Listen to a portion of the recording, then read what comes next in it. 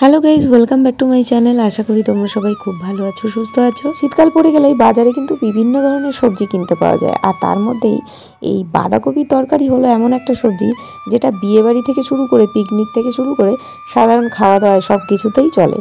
আর বাঁধাকপি সেরকমই একটা রেসিপি আজকে আমি তোমাদের সাথে শেয়ার করব, যেটা কিন্তু একদম নিরামিষভাবে রান্না করব।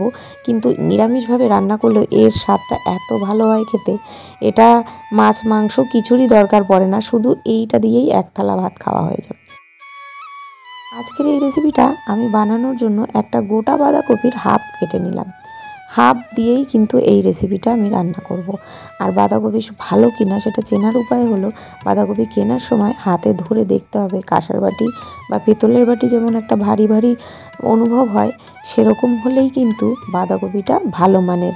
আর যদি হালকা ফুলকো হয় তাহলে বুঝতে হবে সেই বাঁধাকপিটা কিন্তু ভালো হবে না। তো আমি সেইভাবেই একটা বাঁধাকপি কিনে নিয়ে এসেছি বাজার থেকে, আর সেটার হাফ এরকমভাবে গোটা গোটাভাবে, মানে বড় বড় করে কুচি কুচি করে না, এরকম গোটা গোটা মাছের মতন কেটে নিচ্ছি। তো এটা এইভাবেই কেটে নেব। এটা কিন্তু চাইলে কুচি কুচি করেও, এই রেসিপিটা কুচি কুচি করে কেটেও করা যেতে পারে, কিন্তু আমি কিন্তু সময় বাঁচানোর জন্য আর এরকম বড় বড় করে কেটে যদি রান্না করা হয় তাহলে টেস্টটাও ভালো আসে, খেতে একটা স্বাদের মধ্যে ভ্যারাইটি আসে, মানে স্বাদ রান্নার রেসিপিতে একটা ভ্যারাইটি আসে। তো সেই জন্যই কিন্তু আমি এইভাবে গোটা গোটা করে কেটে নিলাম, বড় বড় করে। তো এইভাবেই কেটে নিয়ে তারপরে কিন্তু আমি ভালো করে ধুয়ে নেব। আর এমনিতেও বাঁধাকপিটা প্রথম গোটা অবস্থায় বাইরের পাতাগুলো ছুলে খুব ভালো করে ধুয়ে নিয়েছি। এইবার কাটার পরেও কিন্তু আমি আর একবার ধুয়ে নেব।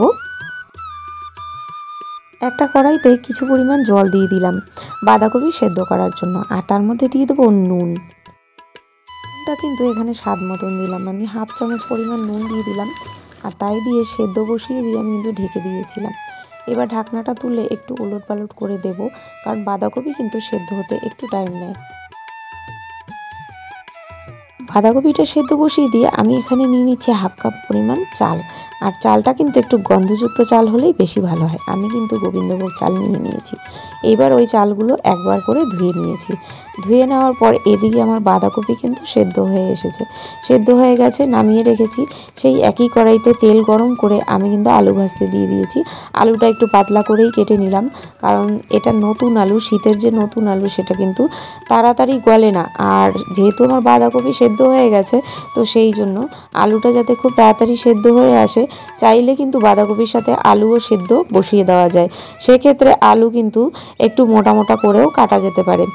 আমি যেহেতু বাঁধাকপির সাথে আলুটা সেদ্ধ বসাইনি, তো সেই জন্য কিন্তু আমি আলুটা খুব পাতলা পাতলা করে কেটে নিলাম। এবার দেখো, আলুতে খুব ভালো একটা রং ধরার জন্য আমি কিন্তু সামান্য নুন হলুদ দিয়ে ভেজে নিলাম। এইবার আমি হাফ ইঞ্চি মতন আদা নিয়ে নিয়েছি, সেটা এইভাবে আমি গ্রেট করে নেব। এটা কিন্তু মিক্সিতে পেস্ট করা যেতে পারে, আর শিলনোড়ায়ও বেটে নেওয়া যেতে পারে। সেক্ষেত্রে আদার পরিমাণটা একটু বেশি নিতে হবে মিক্সিতে পেস্ট করলে। আর এখানে আমি আদাটা গ্রেট করে নিয়ে এবার আমি এতে দিয়ে দেবো হাফ চামচ ধনে গুঁড়ি, হাফ চামচ জিরা গুঁড়ি দেবো, হাফ চামচ হলুদ গুঁড়ো, 1 চিমটে গোলমরিচের গুঁড়ো, আর হাফ চামচ লঙ্কার গুঁড়ো। এটা কিন্তু কাশ্মীরি লঙ্কার গুঁড়ো না, এটা ঝালের জন্য দিলাম। আর এইবার আমি এতে সামান্য পরিমাণ জল দিয়ে মশলাটা গুলে নেব। মশলাগুলি জলে গুলে নিলাম, এর কারণ হলো তেলের মধ্যে দিয়ে মশলা কষানোর সময় মশলা যাতে পুড়ে না যায়। এবার আমি কড়াইতে তেল গরম বসিয়ে দিয়ে তেলটা গরম হয়ে আসলে এর মধ্যে শুকনো লঙ্কা ফোড়ন দিয়ে দিলাম, আর দিয়ে দিলাম তেজপাতা।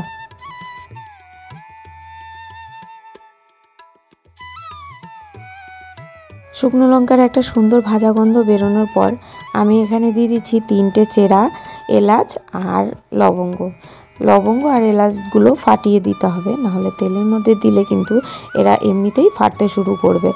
আর এবার দিয়ে দিলাম জলে গোলা মশলাটা কিন্তু খুব বেশি সময় তেলের মধ্যে রাখা যাবে না, যেহেতু মশলাটা তেলের থেকে মশলার পরিমাণটা কম, তো সেই জন্য কিন্তু দিয়েই আমি এর মধ্যে গোবিন্দভোগ চালগুলো দিয়ে দিলাম। আর গোবিন্দভোগ চাল দিয়ে মশলার সাথে খুব ভালো করে কষিয়ে নেব। আর এই গোবিন্দভোগ চাল দেওয়ার জন্য মশলাটা কিন্তু পুড়ে যাবে না, আর যেটুকু কষাতে বাকি থাকবে সেটুকু কিন্তু এমনিতেই কষে যাবে, মানে কষানো হয়ে যাবে এই তেলের মধ্যে নাড়তে নাড়তে।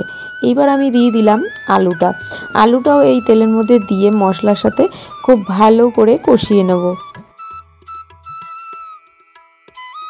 মশলার সাথে আলু চালটা যখন খুব ভালোভাবে কষানো হয়ে যাবে তখন কিন্তু সেদ্ধ করা বাঁধাকপিটা আমি এর মধ্যে দিয়ে দেবো। আর যে জলে সেদ্ধ করেছি সেই জলটা কিন্তু আমি ফেলে দিইনি, যেহেতু শীতকালের বাঁধাকপি তো খুব বেশি একটা বাজে গন্ধ বেরোবে না।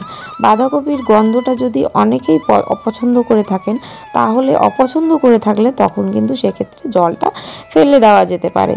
এইবার আমি বাঁধাকপিটা খুব ভালোভাবে মিশিয়ে ঢাকা দিয়ে দেবো অনেকক্ষণের জন্য।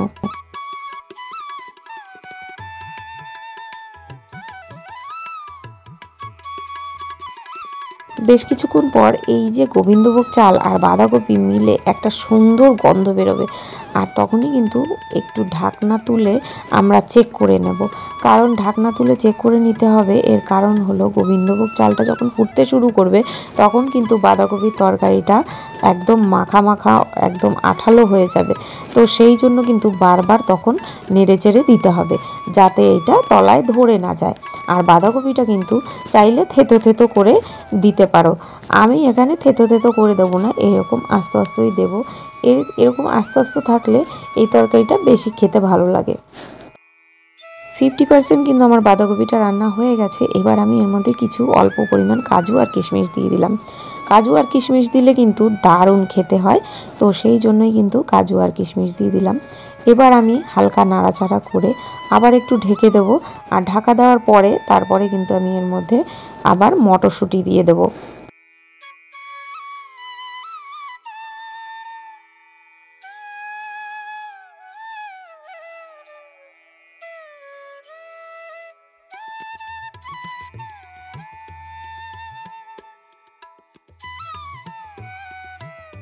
মটরশুঁটিটা দেওয়ার পরেও কিন্তু আমি খুব ভালোভাবে নাড়িয়ে চাড়িয়ে দিলাম।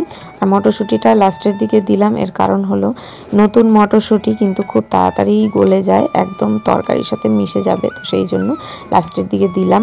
আর মটরশুঁটি সেদ্ধ হতে একদম টাইম লাগে না, তো সেই জন্যই লাস্টের দিকে দেওয়াই ভালো। এবার আমি একটু সব কিছু নেড়ে চেড়ে একদম মাখা মাখা মতন যাতে হয়ে যায়, তো সেরকম সেই জন্য বারবার একটু নেড়ে দেব।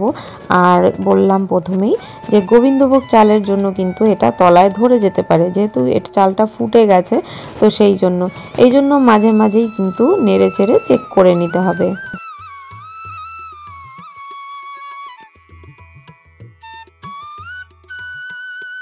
তরকারিটা একদম মাখো মাখো অবস্থায় না আসা পর্যন্ত আমি কিন্তু বারবার করে নেড়ে চেড়ে দেবো, কারণ নিচে না হলে ধরে যাবে, সেই জন্যই কিন্তু আমি বারবার নেড়ে চেড়ে দিচ্ছি। আর চালটা কিন্তু একদম পারফেক্টলি কুক হয়ে গেলে তারপরে কিন্তু ঝোলটাও কমতে শুরু করবে, আর আমার বাঁধাকপিটা কিন্তু নামানোর একদম পর্যায়ে চলে আসবে। তো বাঁধাকপিটা আমার দেখতেই পাচ্ছ জল একদম শুকিয়ে গেছে। সবশেষে নামানোর আগে কিন্তু এর মধ্যে অনেকটা পরিমাণ ধনেপাতা দিয়ে দেবো।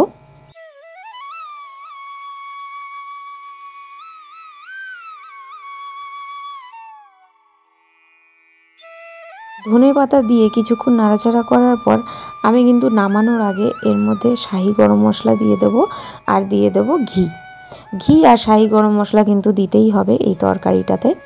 যে ইনগ্রিডিয়েন্টসগুলো আমি দিলাম সব কটাই দিতে পারলে কিন্তু এই তরকারিটা খেতে দারুণ হয়। রুটি, পরোটা, ভাত সব কিছুর সাথেই কিন্তু এই তরকারিটা দারুণ যাবে। তো আজকের ভিডিওটা কেমন লাগলো তোমরা কিন্তু আমাকে জানাতে একদম ভুলো না।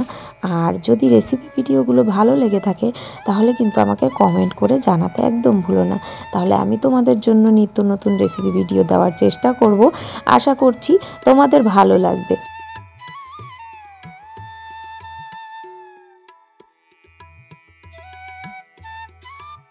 তো বাঁধাকপির তরকারি কিন্তু আমার রেডি, আর দেখতে কিন্তু খুবই লোভনীয় হয়েছে, খেতেও কিন্তু দারুণ হয়েছিল। তো আজকের মতন ভিডিওটা আমি এখানেই এন্ড করছি। আবার দেখা হচ্ছে কোনো রেসিপি ভিডিও বা ব্লগ ভিডিও নিয়ে। ততক্ষণের জন্য তোমরা সবাই ভালো থেকো আর সুস্থ থেকো। তো আজকের মতন টাটা।